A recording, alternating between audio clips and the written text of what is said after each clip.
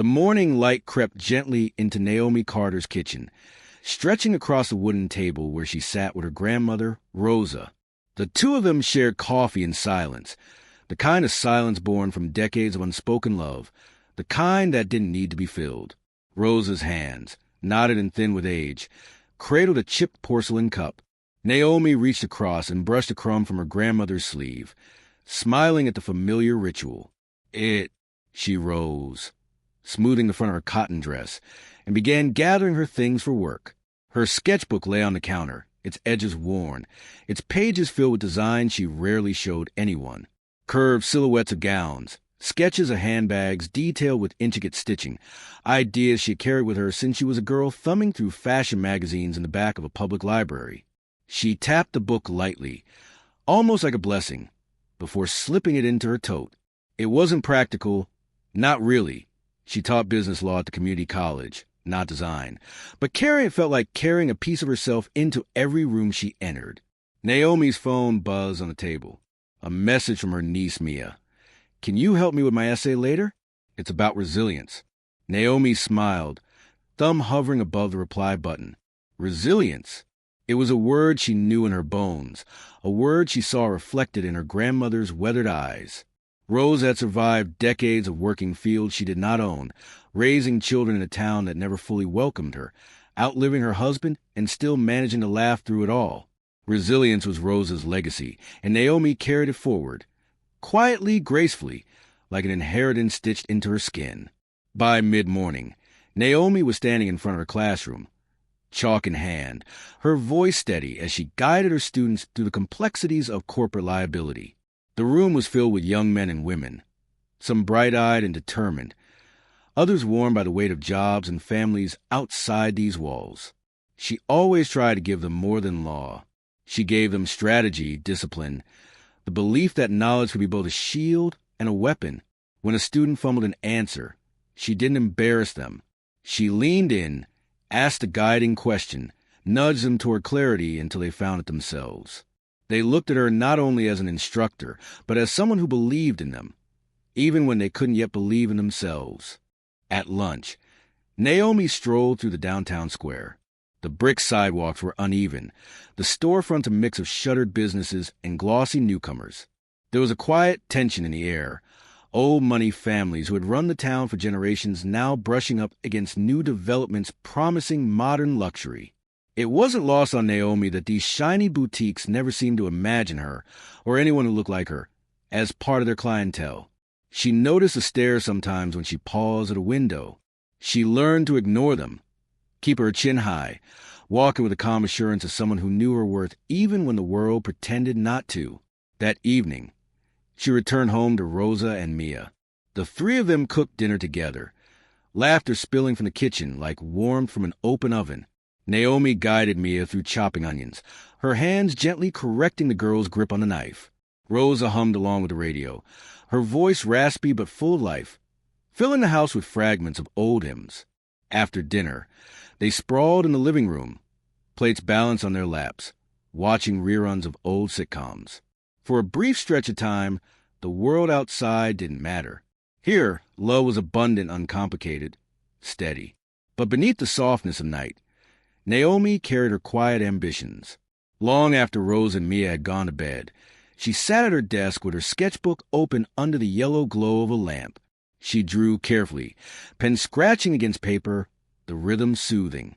She imagined handbags with bold lines, shoes stitched with heritage patterns, gowns that flowed like memory itself. For a moment, she allowed herself to dream of owning more than scraps of paper, more than fleeting designs. She dreamt of a future where her name might be stitched into the very fabric of something lasting. Her hand lingered on the page. She exhaled deeply, almost as if she knew that soon the world would test her again in ways she couldn't yet predict. But for now, in the stillness of her grandmother's house, Naomi Carter was simply a woman with a pencil in her hand and resilience in her blood. She didn't come for spectacle. Naomi never did. Her niece Mia's birthday was approaching, and Naomi wanted to find something meaningful, something she could give her that would say you belong in every space, no matter how they look at you. A necklace, perhaps, or a handbag Mia could carry with pride. She straightened her shoulders, adjusted the strap of her tote, and pushed open the door. The first thing that hit her was the cold air, crisp and perfumed with a scent that was meant to whisper exclusivity. The second thing was the silence. Heads turned. Two clerks behind the counter, a sharply dressed woman in heels, and a middle-aged man sipping champagne as he examined a watch. Their eyes lingered on Naomi a fraction too long, enough for her to register it, enough to send a quiet chill along her spine. One of the clerks, a young woman with a pinched expression, walked over with a rehearsed smile that didn't quite touch her eyes. "Good afternoon. Do you have an appointment?" Naomi blinked. "No, I just wanted to look around. I saw a bag in the window earlier, black leather, gold trim." Her tone was polite, steady. The clerk hesitated, her gaze flicking down Naomi's dress. Simple, practical, not designer. Her smile faltered. "Those items aren't available right now. They're reserved for clients on our list." Naomi's brow creased. "Your list?" "Yes," the clerk replied, voice tightening. "Maison Verdon specializes in a very exclusive clientele. Our merchandise isn't for casual browsing." She folded her hands, posture stiff. Behind her, another clerk leaned against the counter, watching with open curiosity. Naomi felt her cheeks grow warm, but she steadied her voice. "I'm not here to browse aimlessly. I intend to purchase something. Could you at least show me the collection?" The clerk's smile sharpened into something colder. "It's really not about intent, ma'am. Our pieces start in the thousands. We find it best to reserve them for clients who—" She stopped, but the pause said enough. "For clients who look like they belong." From the corner of her eye, Naomi caught the other shoppers watching. The woman in heels smirked, turning her attention back to a scarf.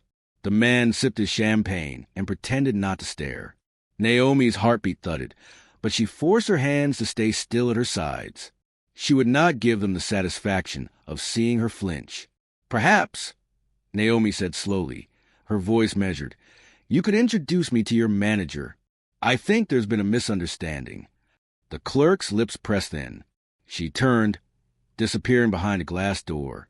Naomi stood in the center of the showroom, the silence prickling against her skin.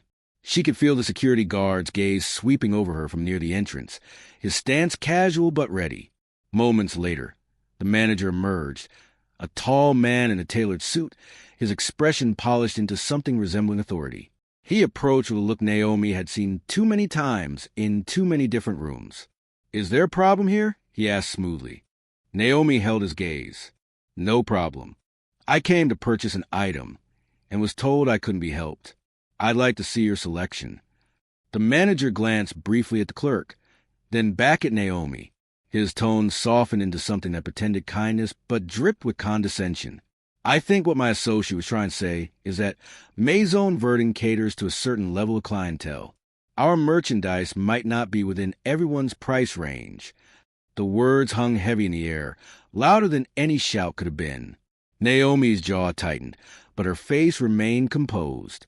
Around her, the boutique seemed to shrink, the walls closing in as whispers threaded through the air.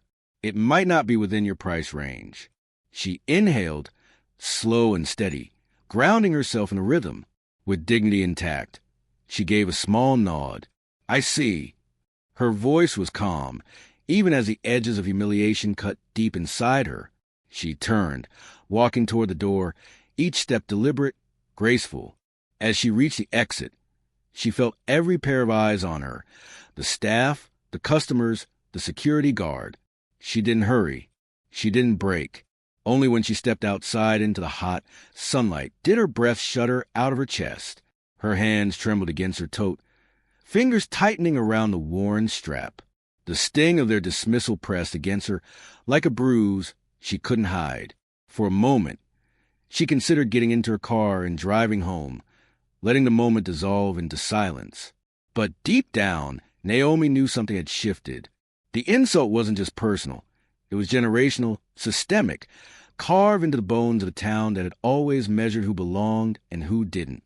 And for the first time in years, she felt the fire of that legacy burn hot beneath her calm exterior. She adjusted her shoulders, lifted her chin, and slid into the driver's seat. She did not yet know how, but one thing was certain. This wasn't the end of the story. That clip was now spreading like a spark through dry grass. Naomi's phone buzzed endlessly with notifications, tags, and messages. Strangers reposted it with hashtags calling for accountability, while others commented with vitriol, defending the boutique, twisting the story. Some voices mocked Naomi outright, insisting she was overreacting. But in the chaos, a current of truth rose louder. Black residents from across town sharing their own stories of being followed, dismissed, or barred from spaces that claimed sophistication but practiced exclusion. Rosa shuffled in quietly from her room, wrapped in a robe, her eyes heavy with age but sharp with knowing. She placed her hand on Naomi's shoulder, steadying her. "Don't let them see you break," she murmured, voice low and steady. The way she used to say it when Naomi came home from school as a girl, cheeks flushed from some insult hurled on the playground.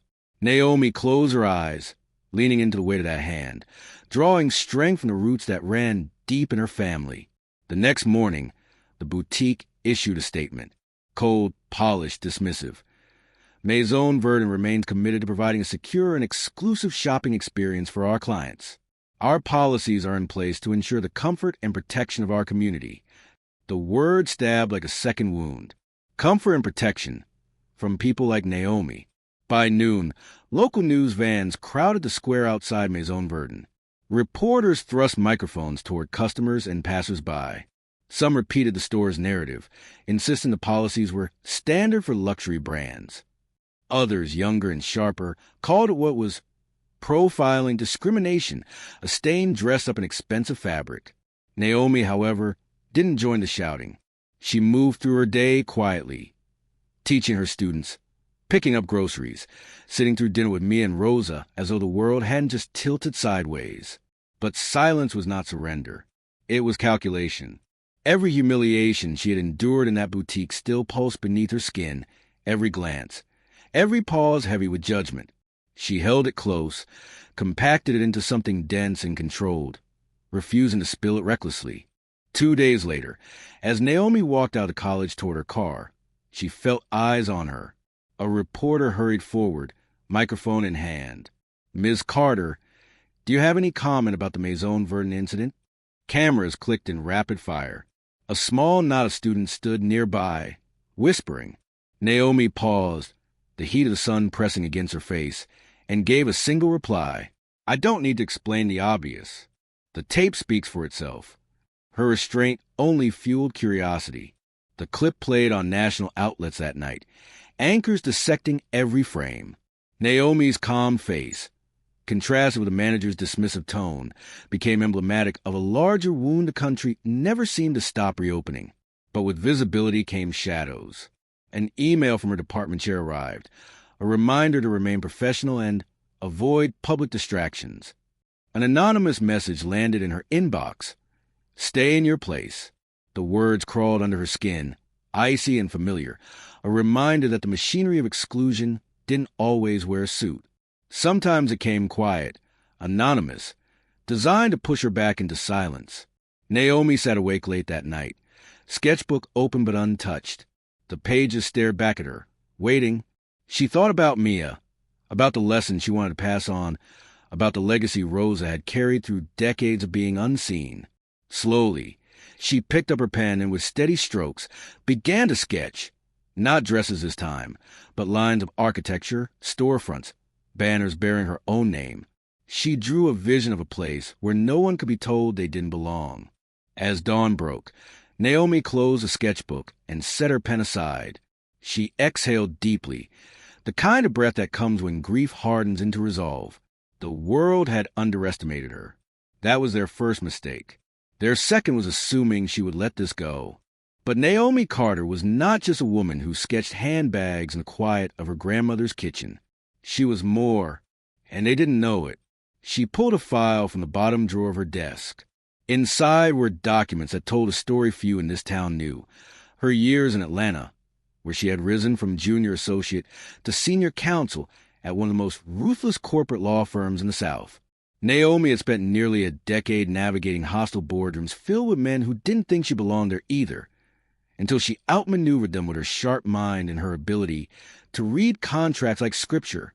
She had specialized in mergers and acquisitions, building a reputation for dismantling companies piece by piece or rescuing them with the flick of claws no one else had noticed.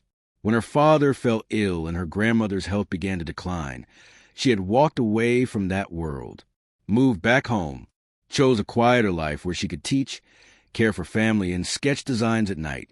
People here knew her as Professor Carter, the calm woman with soft dresses and steady hands. They didn't know the steel beneath her silence. Now, as the rain eased, Naomi's phone rang.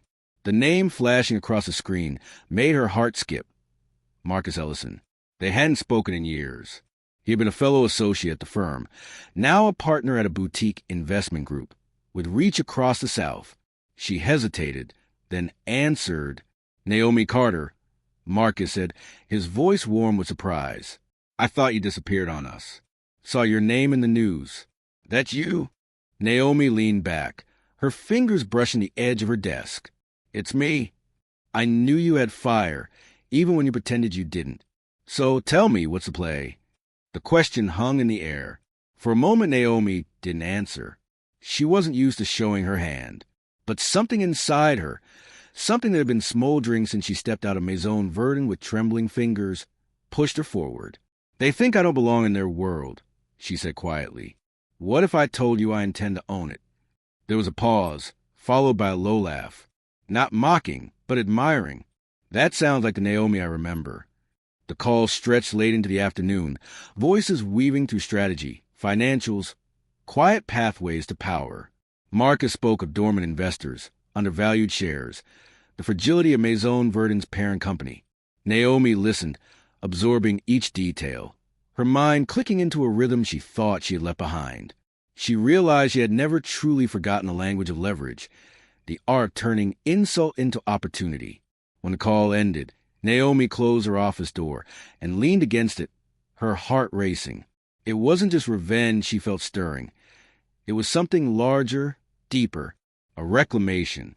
For every time she or Rosa or Mia had been told they didn't belong, for every quiet exclusion masked as policy. That night, back home, Naomi laid her sketchbook on the kitchen table. Mia sat beside her, wide-eyed, watching as Naomi flipped past designs of gowns and handbags to a blank page. Naomi drew slowly, deliberately, her pen shaping not clothes but an emblem, a crest, the first lines of the logo carrying her own name. What are you doing? Mia whispered. Naomi didn't look up. I'm building something they can't shut the door on. Rosa, watching from her chair in the corner, nodded once, her eyes gleaming. They told me I wasn't good enough to own a patch of land, she said softly, her voice thick with memory. But I raised children on that land. Sometimes the best revenge is not fighting to get in. It's making a door of your own. Naomi pressed her pen harder against the paper, her jaw set. She knew then with absolute clarity. The humiliation in that boutique wasn't the end. It was a catalyst. And she wasn't going to burn the building down in rage. She was going to take the whole house and rebuild it in her name. The footage itself was only a few seconds long, shaky from Mia's hands, but it told a story in miniature. A black woman standing calm and dignified as a white manager dismissed her with a smile that masked disdain. The words, "Our merchandise might not be within everyone's price range," echoed like a refrain across the internet. Paused, rewound, captioned, memed. And every time Naomi's face was frozen on screen, her poise became undeniable. She didn't cry, didn't lash out, didn't storm.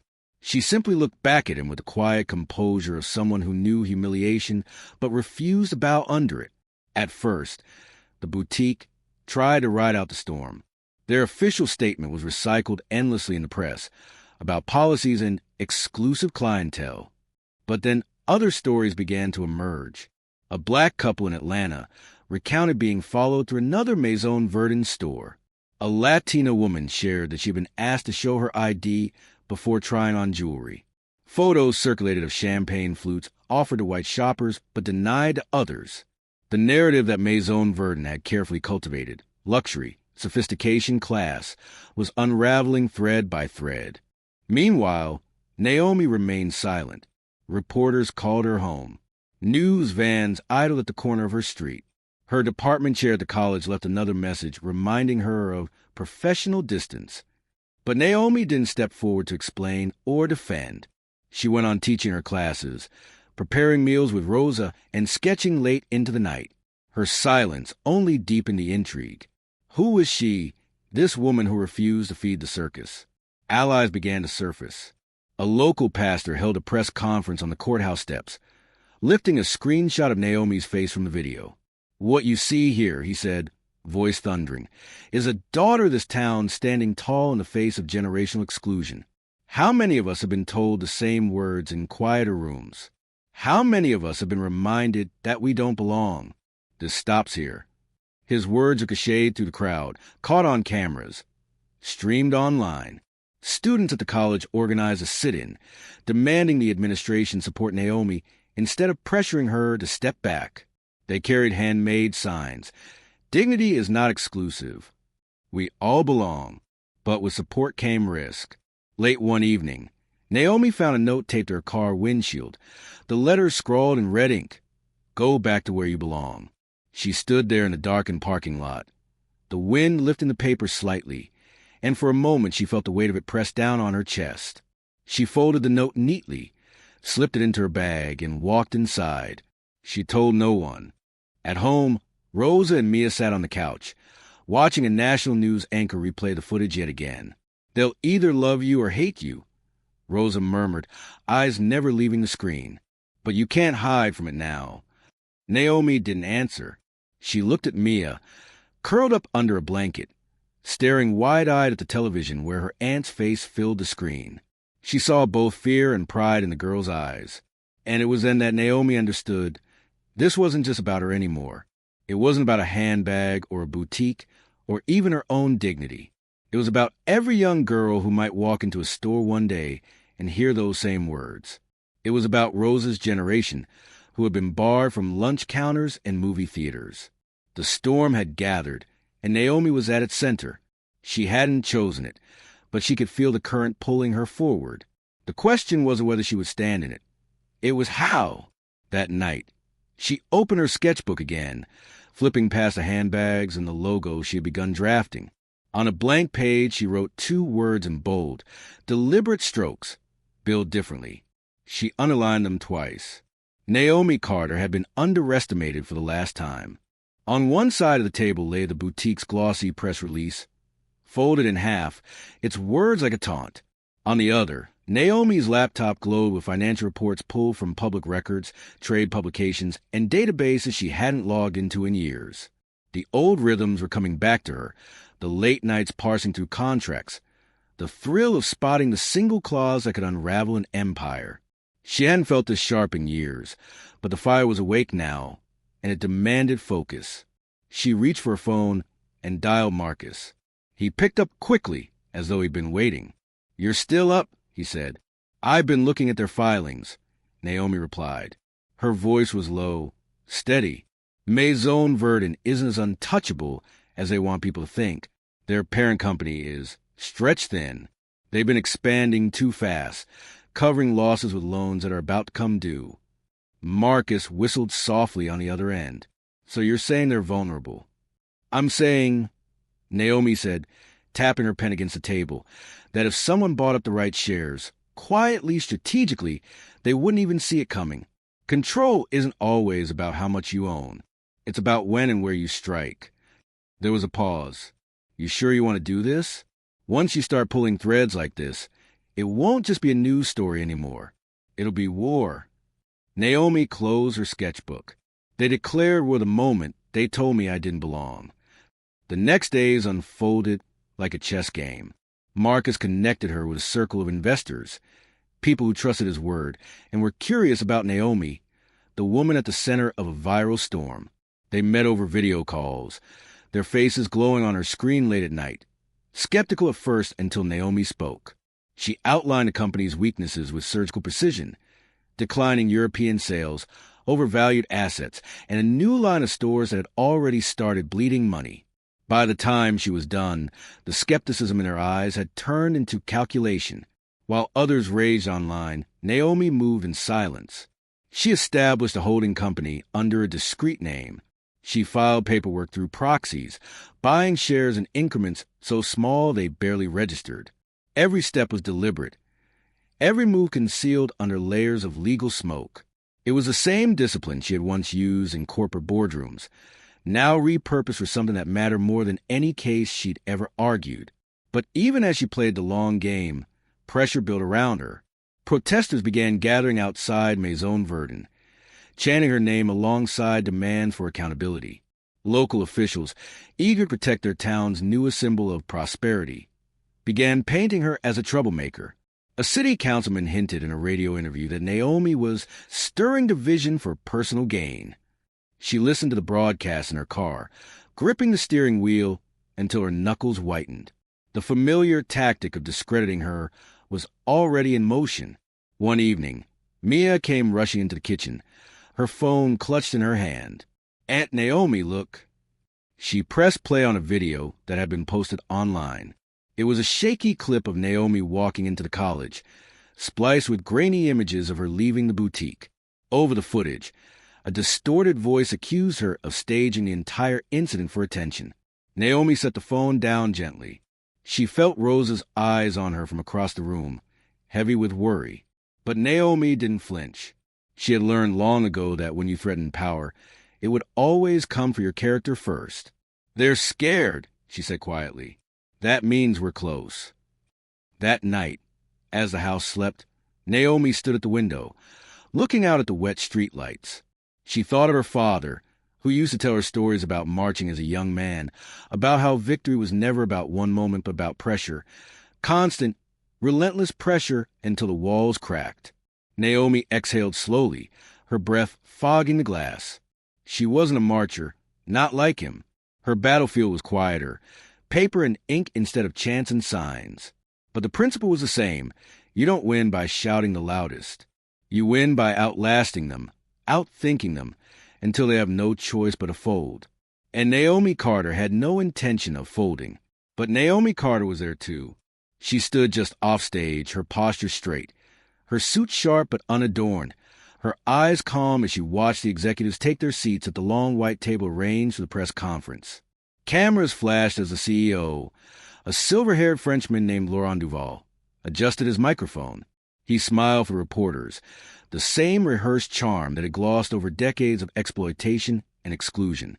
"Ladies and gentlemen," he began, his accent soft but commanding, "Maison Verdun has always represented timeless elegance, global excellence. Today, we reaffirm our commitment to the city, to its future, and to the values of inclusion and progress that guide us." Naomi almost laughed. Inclusion, progress, words that rang hollow under the weight of what she had endured. But she didn't speak yet, not until the moment mattered most. When the moderator announced that questions would follow the CEO's statement, Naomi stepped forward. The hush was immediate. People recognized her. The woman from a viral video, the former lawyer turned designer, the one who had been turned away like she was nothing. Phones rose instantly, live streams flickering to life. She didn't take the microphone offered by an assistant. Instead, she pulled her own from her bag, the sleek black device amplifying her voice with crisp authority. "My name is Naomi Carter," she said, her tone steady, carrying through the ballroom. "You know me as the woman your employees tried to humiliate. But what you don't know is that while you were busy denying me dignity, I was busy studying you. I know your debts. I know your shell companies. I know which stores are bleeding money and which investors are already preparing to walk away." The room shifted. Murmurs rippled across the press corps. Lauren's practiced smile faltered, but Naomi continued before he could cut her off. "What you also don't know," she said, lifting a thick folder from her bag, "is that while you planned tonight's performance, I was quietly purchasing controlling interest in Maison Verdun's American operations. As of this morning, through a consortium of investors, I own them. Your flagship store, your brand presence in this country. It no longer belongs to you." Gasps filled the room, a swell of disbelief and awe. The cameras snapped furiously, reporters leaning forward as if they might miss a single word. Laurent leaned into his microphone, his composure cracking. "This is absurd. Impossible. You cannot." Naomi cut him off, not with raised volume, but with precision. "Here are the filings," she said, handing the folder to the nearest journalist. "Stamped, verified, and public record. You talk about inclusion while locking the doors of your stores to people who look like me. You preach progress while perpetuating exclusion. But progress is here now, and it doesn't wear your label anymore." The moderator tried to intervene, calling for order, but the room was already lost in Naomi's words. Reporters shouted questions. Flashing lights stung the air, and executives shifted uncomfortably in their chairs. Naomi didn't linger in the chaos. She let the document speak, let the truth ripple outward. She turned to the audience, her gaze finding faces of young black women, students, designers, and workers who had come to witness this moment. "This isn't just about fashion," she said, her voice softer now, but every syllable clear. "It's about who gets to belong, about who is told they're worthy of luxury, of respect, of dignity. I was told I didn't belong in this world. So I built a seat at the table, and then I took the table." The applause began slowly, a cautious ripple from the back of the room. Then it grew, swelling into thunder that shook the chandeliers. The press captured every second, Naomi standing tall, while Maison Verdon's empire cracked before their eyes. Laurent sat frozen, staring at her with a mixture of disbelief and fury. He opened his mouth to respond, but the reporters weren't looking at him anymore. Their questions, their cameras, their attention, all belonged to Naomi. For the first time, the balance of power had shifted, and everyone in the room knew it. But here in the quiet, Naomi could finally breathe.